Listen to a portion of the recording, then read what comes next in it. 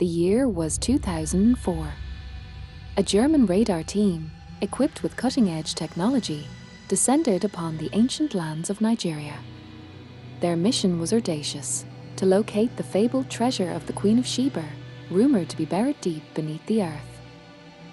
Their ground-penetrating radar soon detected an anomaly, a massive signature of gold, unlike anything they had ever seen. Excitement surged through the team, convinced they were on the verge of an unprecedented discovery. But then, the inexplicable began. Within 48 hours of that initial detection, their sophisticated equipment began to fail. One by one, the radar units, the generators, even their communication devices, simply ceased to function. Technicians were baffled, unable to pinpoint any logical cause for the widespread malfunction.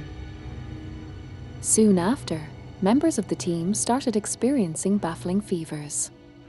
They were debilitating, sudden, and resistant to conventional treatment. Several had to be hospitalized, their bodies racked by an unknown ailment that defied diagnosis. The local guide, a man steeped in the region's ancient lore, offered a chilling explanation.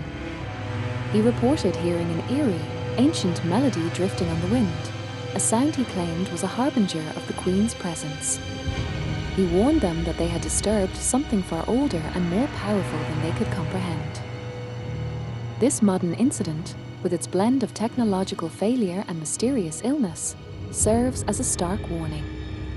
It suggests that the legend of the Queen of Sheba's curse is not merely a tale from antiquity. It might be an active, potent force, still guarding her secrets and her legendary wealth. One of the most striking manifestations of this enduring curse lies in the strict taboo surrounding Bilikisu Sungbo's grave in Nigeria.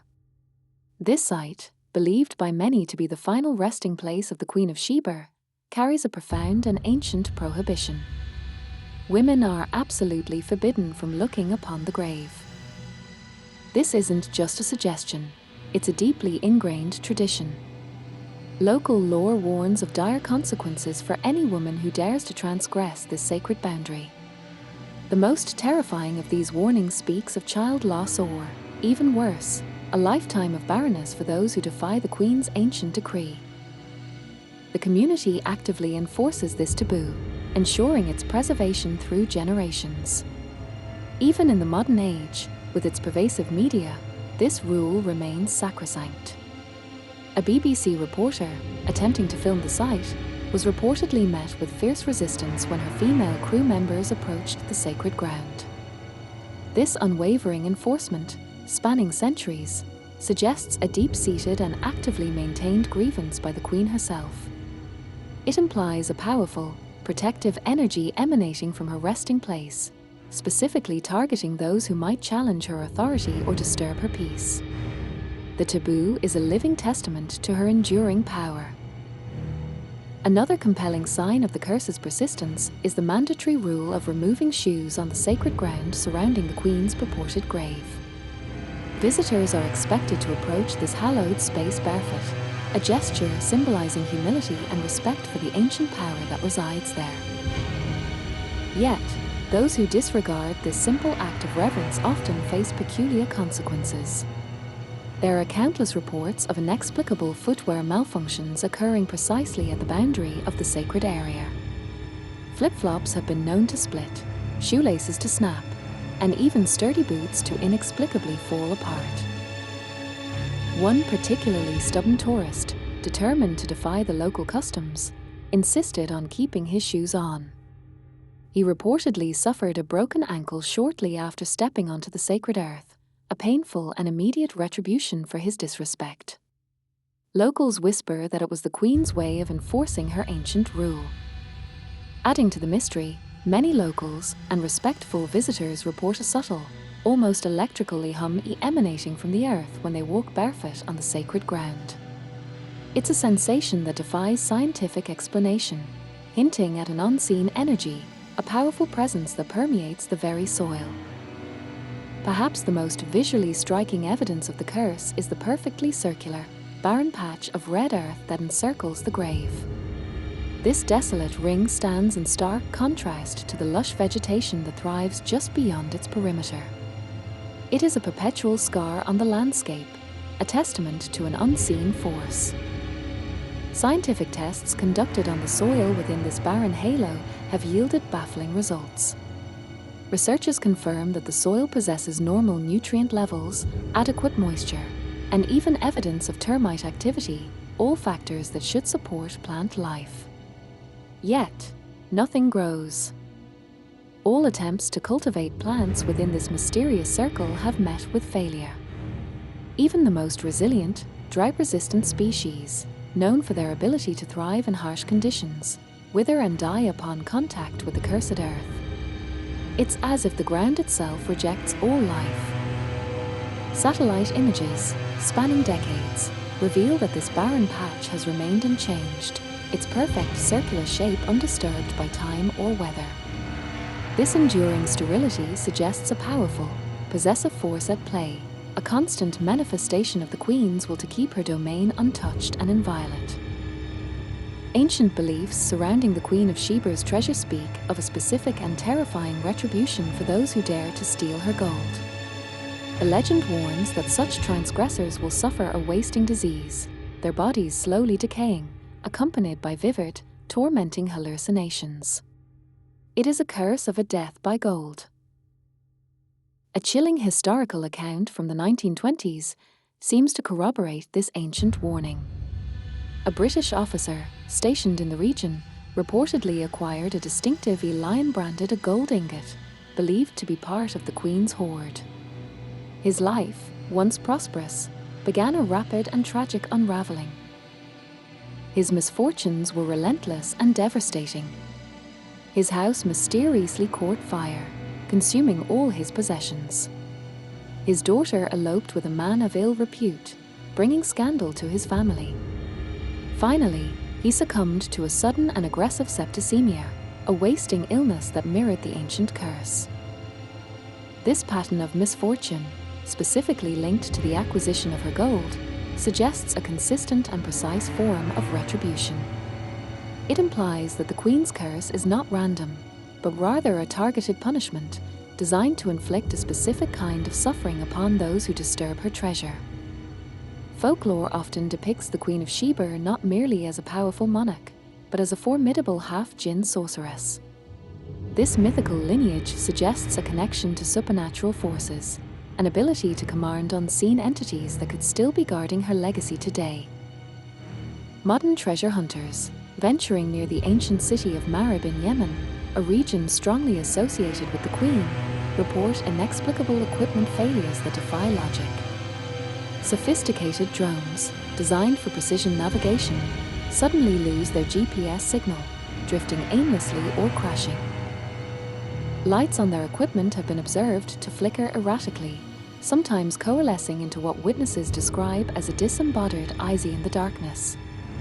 High-tech gear, built for rugged expeditions, inexplicably jams or ceases to function, as if sabotaged by an invisible hand. Even major organizations like National Geographic, known for their meticulous documentation, have maintained a curious silence regarding reported anomalies during their expeditions to these sites.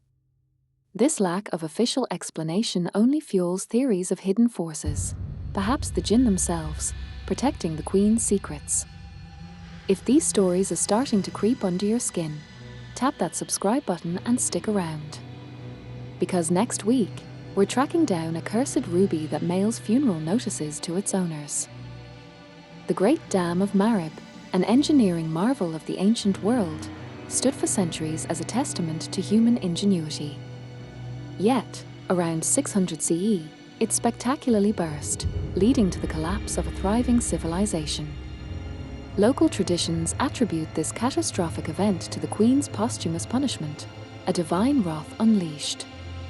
Throughout history, misfortunes have consistently befallen expeditions that dared to disturb sites associated with the Queen. A French expedition in 1894, attempting to excavate near Marib, was decimated by a sudden and severe cholera outbreak, forcing their retreat. In a more recent incident, A German team in 1974 successfully removed a precious altar from a site linked to the Queen.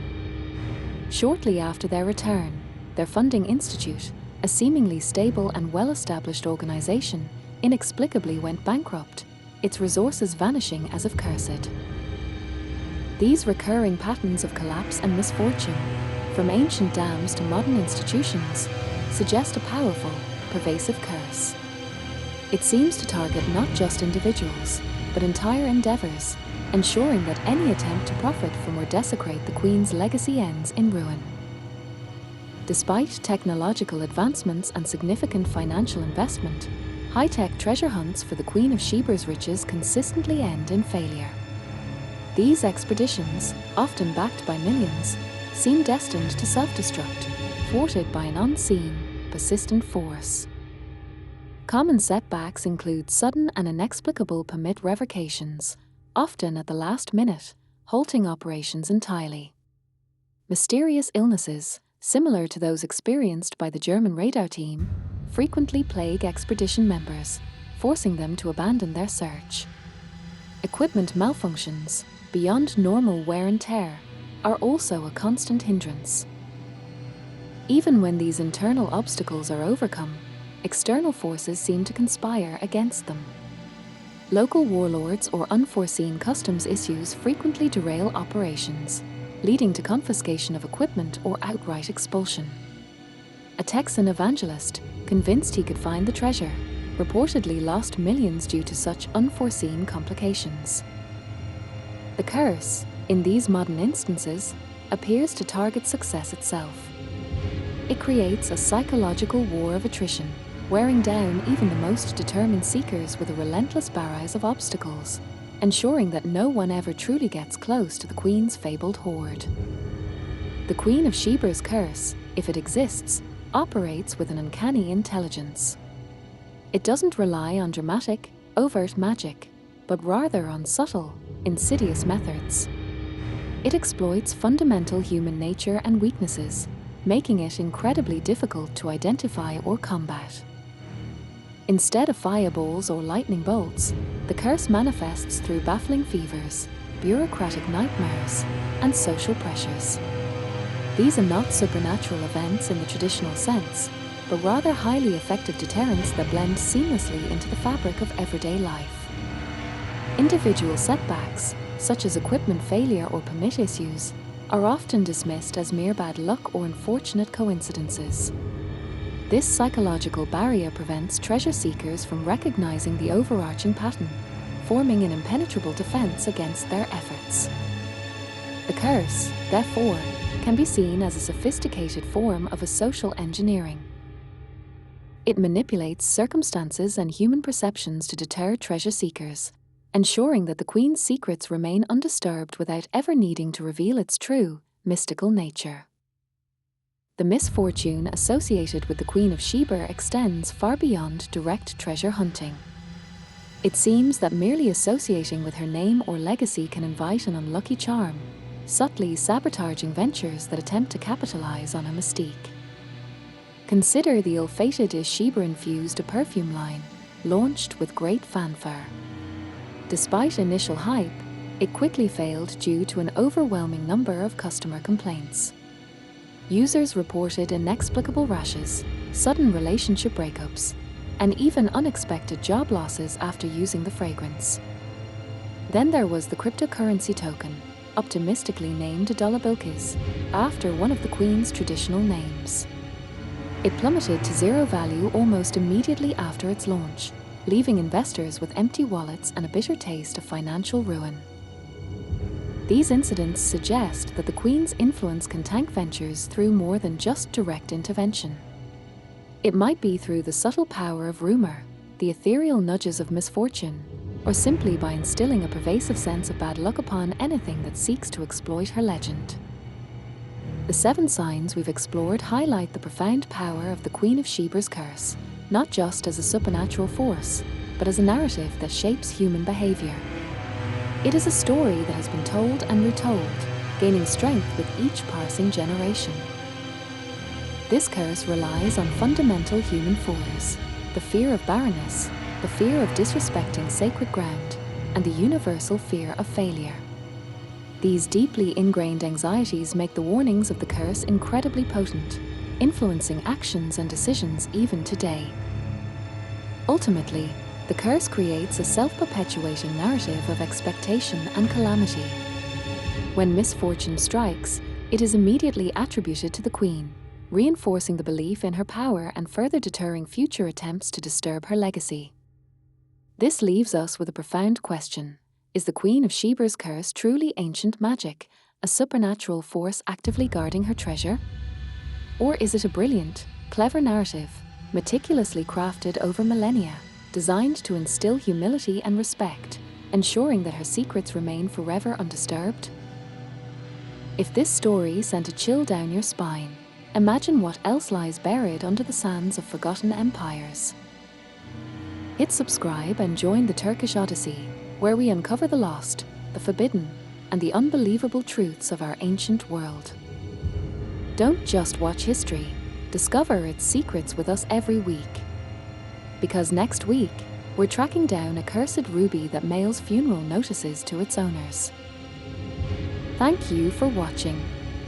See you in the next adventure.